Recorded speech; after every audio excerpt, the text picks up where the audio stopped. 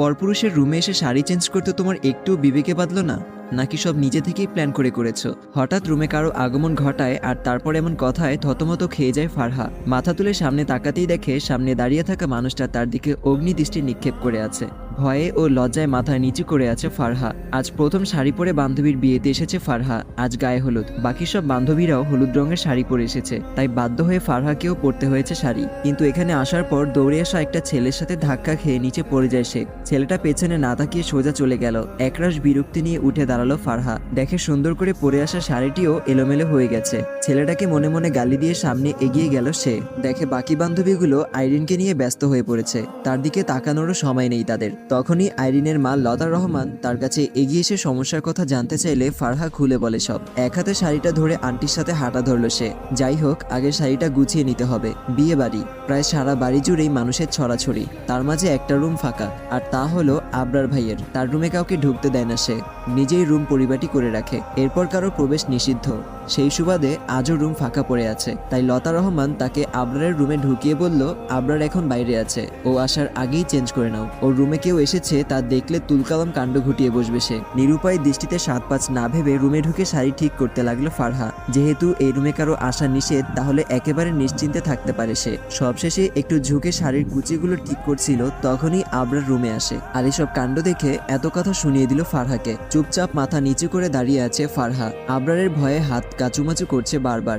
মানুষটাকে ভয় পাওয়ার কিছু কারণ আছে। তার চোখে সবচেয়ে রাগী মানুষের নাম হলো আবরার আহমেদ। তাছাড়া তার আরেকটা পরিচয় হলো ফারহাদের কলেজে নতুন জয়েন করেছে। জন্মের পর মনে হয় তাকে মধুর বদলে লবণ খাওয়ানো হয়েছে, তাই তার আচরণও নোনতা টাইপের। কলেজে যখন প্রথম জয়েন করে, তখন কথায় কথায় একদিন ফারহা তার বান্ধবীদের বলে ফেলেছিল তার আবরার স্যারকে ভালো লাগে। সেটাকে বাকি বান্ধবীরা টানাটানি করতে করতে আবরারের কান অবধি চলে গেল।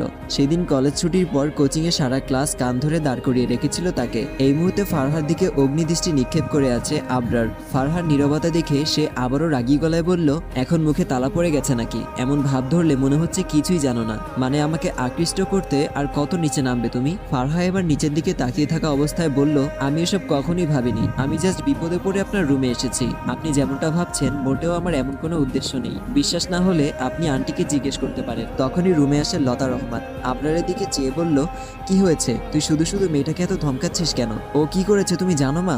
কত বড় সাহস এই মেয়ের! আমার রুমে এসে ছেলেকে থামিয়ে দিয়ে লতা রহমান বলল, জানি আমি, সে এমনি এমনি তোর রুমে আসেনি। বাইরে কার সাথে যেন ধাক্কা লেগে পড়ে গিয়ে সব এলোমেলো করে ফেলেছিল। তারপর আমাকে বললে আমি এখানে নিয়ে আসি। সারা বাড়িতে এখন মেহমান, একমাত্র তোর রুমটাই ফাঁকা ছিল, তাই তাকে বললাম তাড়াতাড়ি ঠিক করে বেরিয়ে আসতে। তো এখানে দোষের কি আছে? মেয়েটা বিপদে পড়েছে, তাই বাধ্য হয়ে এই রুমে নিয়ে আসলাম আমি। আবরার আর কিছু না বলে ফারহার দিকে মাথা তুলে তাকালো। কিছু না বলে চুপচাপ নিচের দিকে চেয়ে রুম থেকে বেরিয়ে গেল ফারহা। কি ভাবে সে নিজেকে? মুখ গোমরা করে চুপচাপ আইরিনের কাছে গিয়ে বসে বলে, থাকবো না আমি তোর বিয়েতে, এক্ষুনি চলে যাচ্ছি। বান্ধবীর বিয়েতে এসেছি, কারো অপমান সহ্য করতে আসেনি আমি। আইরিন তার দিকে চেয়ে বলল, তোর আবার কি হলো? কে অপমান করেছে তোকে? ফারহা একবার বান্ধবীদের দিকে চোখ বুলিয়ে নিল।